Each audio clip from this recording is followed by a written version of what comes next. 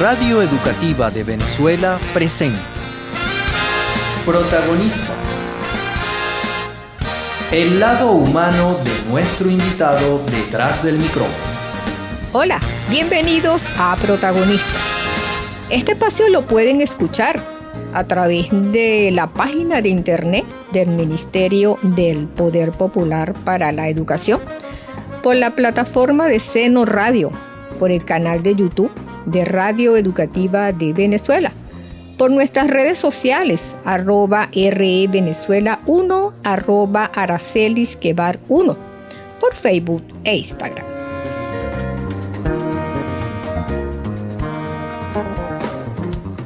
El protagonista de hoy es Hugo Colmenares. Él es periodista, poeta, escritor y amigo. Él integra la lista de escritores venezolanos de literatura infantil aquí en nuestro país. Él recientemente en la Feria del Libro Caracas 2023 presentó su libro Los vestidos mágicos de Almendra Brillas. Bienvenido, Hugo. Gracias por aceptar nuestra invitación. Me siento muy orgullosa de tenerte acá y que hayas aceptado nuestra invitación. Realmente nosotros acá en Radio Educativa queríamos tenerte en este programa. Recientemente se realizó la Feria del Libro Caracas 2023 y tú presentaste el libro Los vestidos mágicos de Almendra Brillas. ¿Qué podemos encontrar nosotros en ese libro? Bueno, gracias a Araceli Guevara, periodista, colega y compañera de ruta durante muchos años en el oficio del periodismo. Almendra Brillas es una novela para niños de una lectura de 8 años en adelante para todas las edades. Es decir, que una maestra, papá, mamá, cualquier persona está invitada por esas páginas están muy bien diseñadas, muy bien ilustradas. Es un trabajo editorial de la editorial venezolana El Perro y la Rana. Es una novela que se construye en el imaginario de Catalina de los Vientos. Catalina de los Vientos es, como dije, un imaginario de lo que significa la Grita en el estado Táchira, el pueblo donde yo nací. Y toda mi literatura, todos mis escritos, todas mis crónicas, toda mi actividad de escritura está enmarcada en ese mundo. ¿Y qué podemos encontrar en ese libro? Vamos a encontrar varias cosas. Una maestra y costurera. Esa costurera, ese personaje, Almendra Brillas, es la suma de varias costureras. Entre esas costureras está mi madre, Inés Urbina de Colmenares, y hago un personaje imaginario, vamos a decirlo así, un personaje literario. Y recojo expresiones, recojo pequeñas vidas, pequeños momentos de la actividad de la costurera. Y además, Almendra Brillas, los vestidos mágicos de Almendra Brillas, significa que esa maestra, esa costurera, tiene el poder mágico de adivinar los sueños y a su vez de que los sueños se conviertan en realidad. Lo único que exige Almendra Brillas y los encantos que ella tiene, los poderes que tiene, es que los sueños que le cuentan a ella hayan sido reales sobre la almohada, debajo de su cobija, en el sueño normal de las personas. Hay niñas o niños que soñaron con juguetes, hay señoras que soñaron con riquezas, con tener una vaca en el campo, un caballo. Entonces las personas venían y le contaban a Almendra Brillas sus sueños, ella los pintaba en sus vestidos y a los 3, 4, 5 días las personas veían que aquello que soñaron y aquello que pintaron se convirtió en realidad. Pero esa magia tiene una parte contraria, un conflicto, un nudo narrativo, porque hay personas de cualquier edad que querían engañar a la maestra, a la costurera Almendra Brillas, y le contaban falsos sueños, cosas que nunca habían soñado. Y como eran falsos esos sueños, esas realidades no se podían cumplir en la vida cotidiana. Y a las personas que recibieron regalos nunca lo agradecieron. Pero aquellas personas que dijeron tener sueños y estaban mintiendo, convirtieron a la maestra en su enemiga número 1, a tal punto que ella tuvo que irse de su pueblo. Ese es la sinopsis, el meollo de una historia, de una película, vamos a decirlo así. Ajá, leyendo el libro, uno de los sentimientos que se manifiesta es la envidia, pero la envidia de la gente adulta. Todos querían ser como la maestra Almendra Brillas, pero los niños la querían. Los niños la adoraban y los niños querían estar con ella, pero fue tanta la envidia de todas estas personas que ella tuvo que... Se fue del pueblo. Que irse, pues. Se fue de Catalina de los Vientres. Se fue. Ahora, los niños son la proporción del corazón de sus padres. El padre y la madre, cuando quieren a su hijo, quizás no sepan, pero están construyendo el corazón de un niño o de una niña. Pero también es cierto que así como un padre y una madre construye el corazón de sus hijos, muchas veces son débiles y tienen envidias y su corazón lo ponen al servicio de conflictos innecesarios de la vida. Entonces esa es la dualidad y precisamente esa es la vida. Esa es la vida. Esa es la vida y no nos desgastemos para comprender o entender esas situaciones. Superémoslas, nos enteramos y superamos. Claro, realmente es así. Hugo, ¿cuántos libros has escrito? ¿Y por qué te inclinaste por la literatura infantil? Para mí es difícil escribir para los niños. Tengo unos 16 libros publicados, escritos tengo unos 150 libros. O sea, tengo libros para publicar durante toda una vida y después. Libros que no he podido publicar, libros que no... A ver, la no publicación de esos libros es que sencillamente yo no he podido convencer a las editoriales. O sea, es difícil convencer a una editorial porque la editorial va a hacer una gran inversión en un libro. Y estos libros no son comerciales, no son bestsellers, no son libros de auge, libros de inmediatez, de todo eso. No allí se plantea en mis libros una poética, una espiritualidad de los personajes, una ingenuidad de las personas, de la maestra, de los niños, del paisaje, de lo que cada quien escucha en su mundo interior. Si allí hubiese un asomo de violencia, de especulación, seguramente me buscaría. Claro. Entonces, por ahí. Lo otro es, me incliné hacia la literatura infantil, primero porque se me hizo fácil. Cuando yo estaba en el diario El Nacional, yo estuve como analista de prensa en mi primera etapa. Entonces comencé como analista para el periódico a hacer análisis de las páginas de opinión. Y reafirmo un tema que ya se había discutido en la Escuela de Periodismo, en Opinión Pública y en Sociología de la Comunicación, era que todos los artículos y toda la parte de crónicas, de historia, en fin, estaban escritas en no. Esto no sirve, la República Simón Bolívar no sirve, todo, nada servía. Entonces yo dije, voy a escribir en sí. Y escribir en sí es sospechoso porque me dicen, ¿a quién le estás sirviendo? ¿A quién estás adulando? Si escribes con sí. Si escribes con no, todo el mundo dice, qué bueno, qué más. En fin. Es lo negativo, ¿no? Claro. Sí, la gente se regodea con lo negativo de la vida. Pero si tus hijos son maravillosos, tu familia es maravillosa, tu pueblo es maravilloso. La gente que ha viajado de Venezuela a otros países y están mirando de allá para acá, ahora entienden cuántas cosas hermosas hay en nuestro país.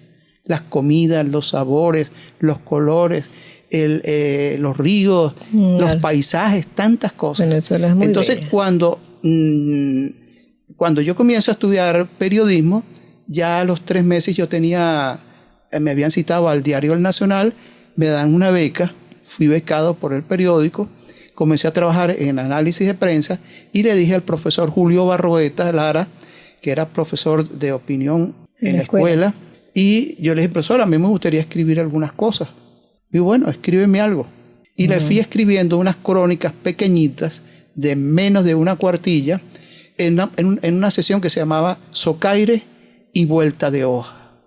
Entonces, por lo menos escribí cosas como estas. En la grita andaba un señor llamado José Antonio, al que todo el mundo decía loco. Pero José Antonio, después de la misa de 11 de la mañana, se iba al mercado. Se colocaba en los hombros un costal, un sombrero sucio del camino, y él comenzaba a predicar. Y predicaba la multiplicación de los panes con una dulzura teológica, con un encanto que él era mejor predicador que los teólogos sacerdotes de los templos. Era una maravilla, era un don, una genialidad. Entonces yo escribí eso. Pero mucha gente me decía que las crónicas que yo escribía se las daban a leer a sus hijos. Y se me fue abriendo ese camino de la literatura infantil. Por ahí fui entrando. Esa fue la decisión que tomaste cuando dejaste el periodismo, dejaste el diarismo y comenzaste. O sea, dijiste, no, voy ahora a escribir para los niños.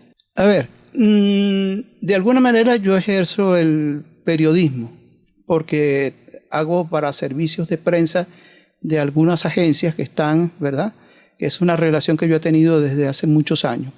Tipos de crónicas, cosas, en fin, del país.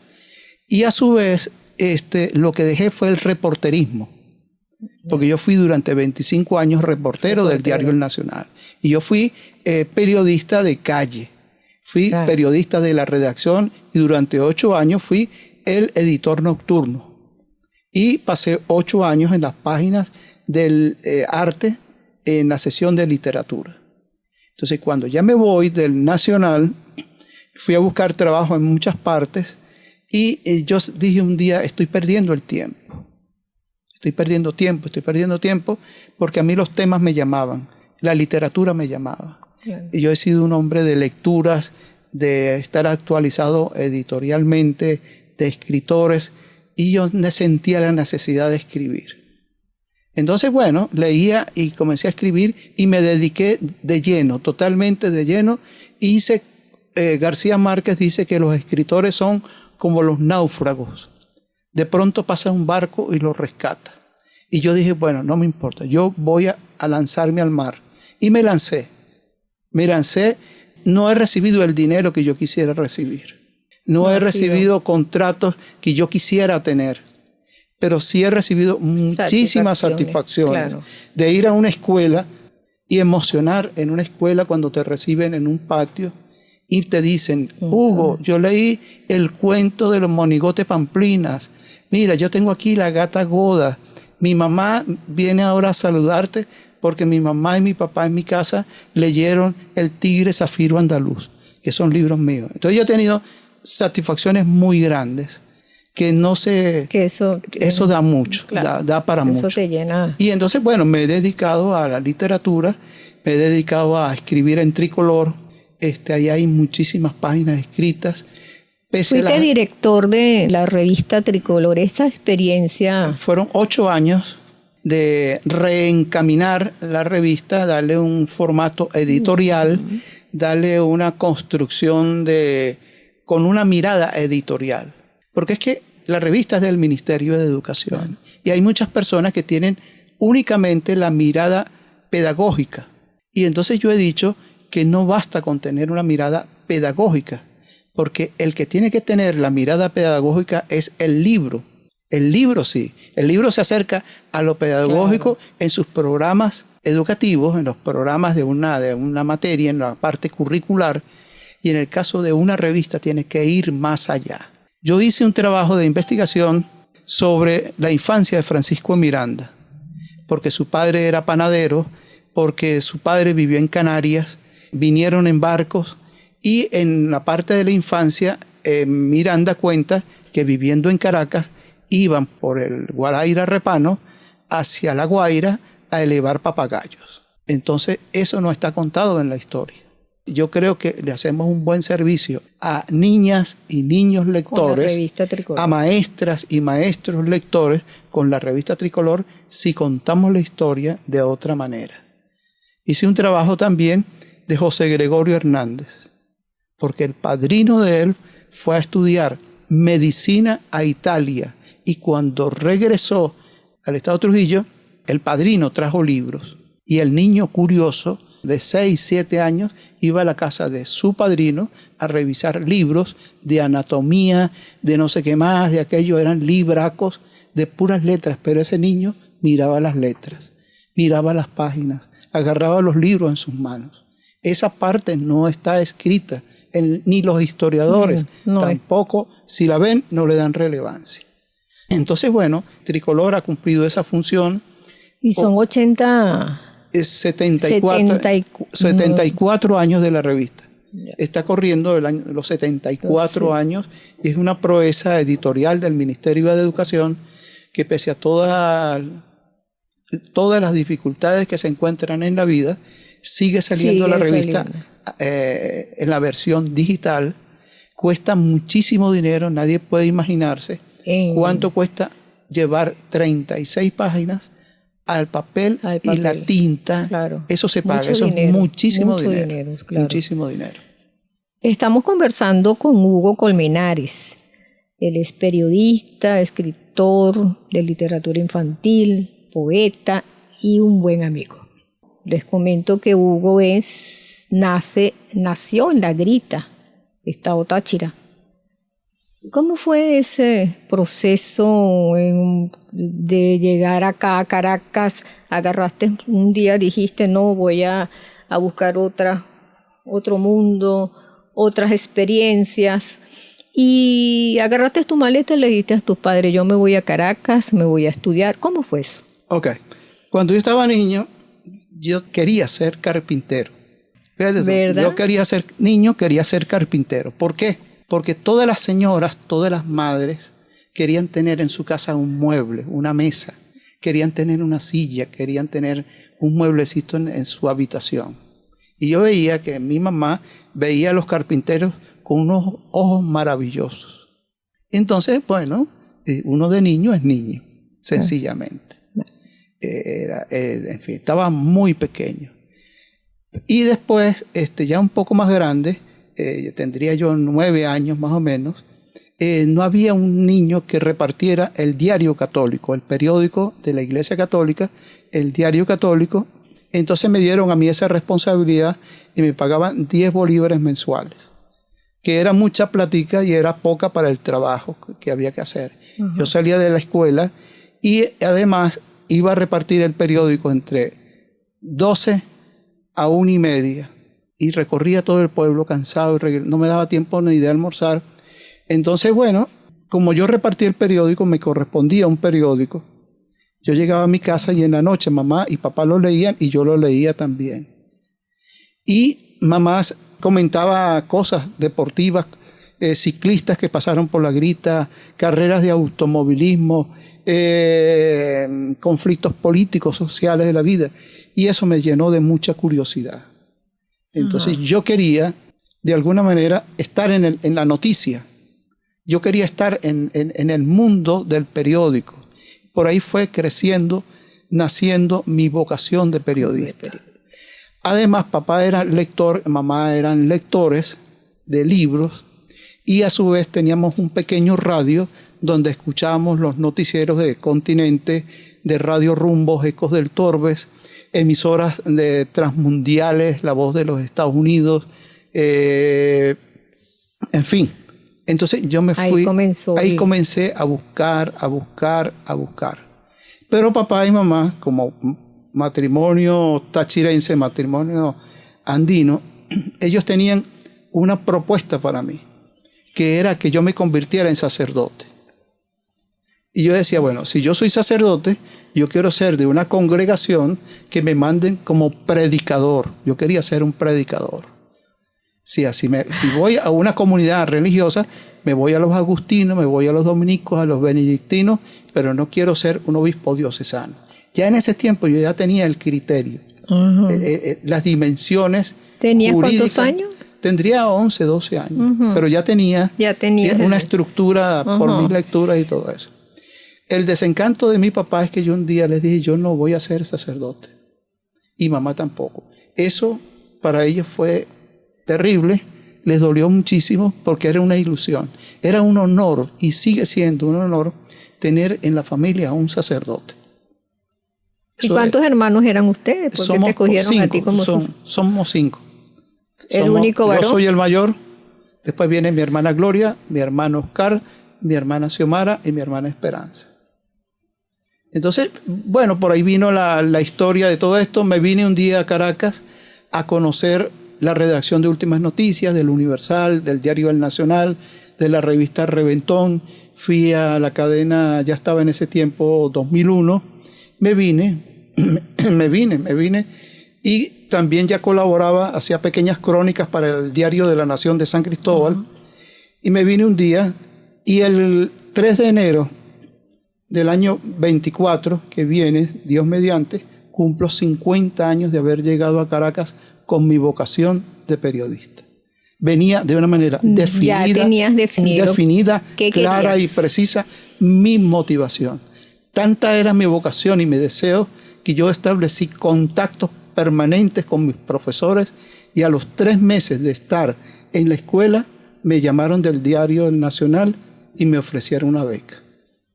Estudiaste en la Escuela de Comunicación Social de la Universidad. De la Universidad Central de Venezuela. Ahí te conocí. Ahí nos conocimos hace unos años largos y hermosos. Así es. Hugo, en algún momento dijiste, la meta es vivir, pero vivir para escribir. Claro, es que el escritor tiene que vivir. Tiene que vivir de manera intensa y de manera apasionada la vida.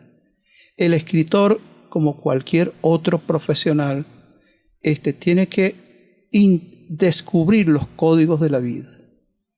El que es piloto tiene que conocer todas sus maniobras, todos los mapas de navegación, todas las posibilidades que da un avión, las técnicas, tantas cosas.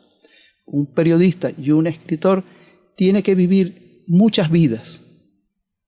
Un escritor es la vida de un mendigo. Un escritor es la vida de un mago. Un escritor es la vida de un agricultor. Un escritor son muchas vidas. Entonces hay que vivir y hay que recrear y hay que encantar la vida. Pero a su vez, un escritor, como el caso de Stefan Zweig, como García Márquez, como cualquiera, vive también intensamente, no solo en la vida, sino en el corazón, en el sentimiento, en la sangre, de una mujer, de un niño, de quien sea. Un día fui a la Feria del Libro y me encuentro que está dando una conferencia un escritor, que era en ese momento el director de Monte Ávila, el escritor Carlos Noguera, el psicólogo Carlos Noguera. Y él hablaba de que el escritor tenía que entender también, por lo menos el sentimiento, la emoción del feto de 3 meses, de 4 meses en la barriga. Viajar allá, como lo hizo Oriana Fallaci, en Carta de un niño que no llegó a nacer. Y entonces yo había mucha gente y yo me emocioné y escuchaba a Carlos Noguera y se me acerca una señora. Lo veo muy emocionado, lo veo que está tomando apuntes. ¿Por qué? Cuénteme. Entonces yo le dije, le repetí y extendí mi sentimiento a las palabras de Carlos Noguera. Y al final ella me dijo, yo soy la esposa de Carlos Noguera, pero yo no he entendido muchas cosas de Carlos.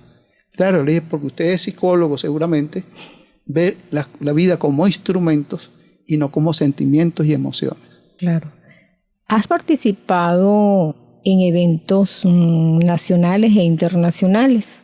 Y en un evento fuera de nuestras fronteras ganaste con el libro Los miedos de la tía Altagracia. Cuéntame de eso. Los miedos de tía Altagracia es un libro que premiaron con un voto de unanimidad la Contraloría General de la República aquí, COFAE, y ese es uno de los libros que yo más acaricio, que, en fin, ese es un libro de pequeñas narraciones, de pequeños cuentos, pequeñas historias. Y el evento internacional al que tú haces referencia, para el momento era el premio de literatura infantil más importante de la literatura infantil en América Latina, que era el concurso ENCA de Colombia, Medellín, Colombia. Y ese premio tuvo un momento. No lo gané, pero tuve una mención de honor ahí. Ese libro es un libro, una novela para niños de 6 años, y el título es Cayena, la vaca que estornudaba.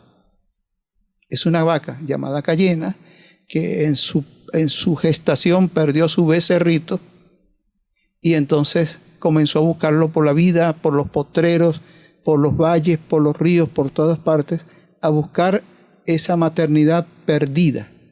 Y esa vaca, pese a haber perdido a su becerrito, lo buscó siempre, hasta que una vaca bruja, le dijo: lo vas a encontrar, móntate en esta carroza de carnaval, disfruta el carnaval, vete. Se acabaron las lágrimas. Ahora tira caramelos a los muchachos, tírale caramelos a los burros, a los perros, a todo el mundo, y vas a encontrar. Pero eso sí, ni siquiera un estornudo, porque si haces un ruido, la magia se pierde y el becerrito se va. Entonces, esa es la vida también. Todos los escritores tienen una costumbre a la hora de escribir. Cuando dicen, ya tengo en la mente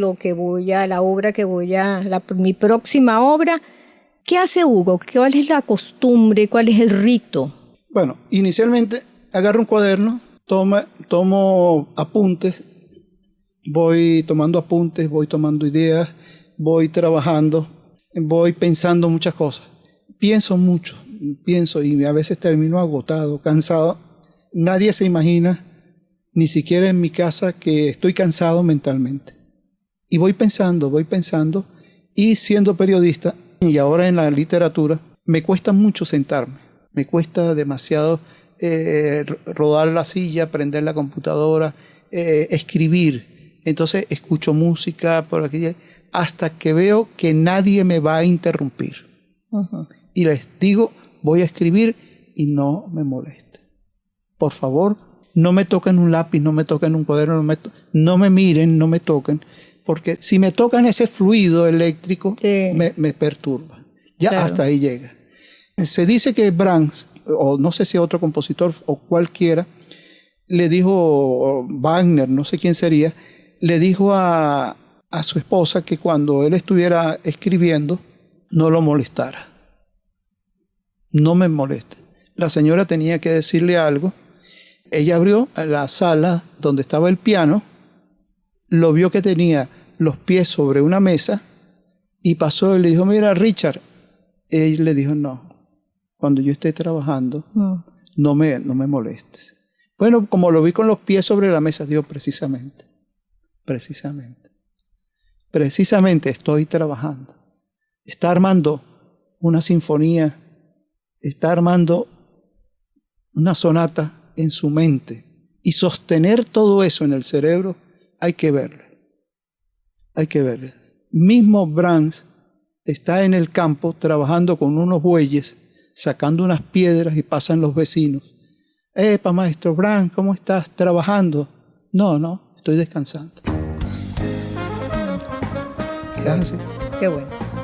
Bueno, realmente quisiéramos conversar contigo muchas horas más. Realmente eres una persona extraordinaria, un escritor, un periodista y un amigo también. Pero el tiempo es corto y nuestro operador es muy estricto, ¿sabes? Hugo Colmenares, periodista, poeta e escritor, y que, como le dije al inicio, presentó su libro Los vestidos mágicos de Almendra Brillas en la Feria del Libro Caracas 2023.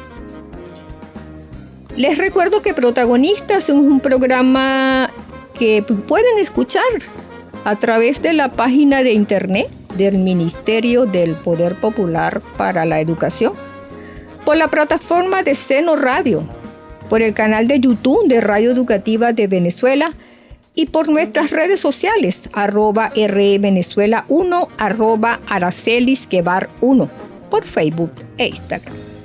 Soy Aracelis Guevara.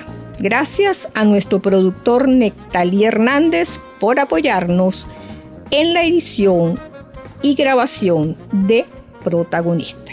Chao, chao. Radio Educativa de Venezuela presentó Protagonistas. El lado humano de nuestro invitado detrás del micrófono.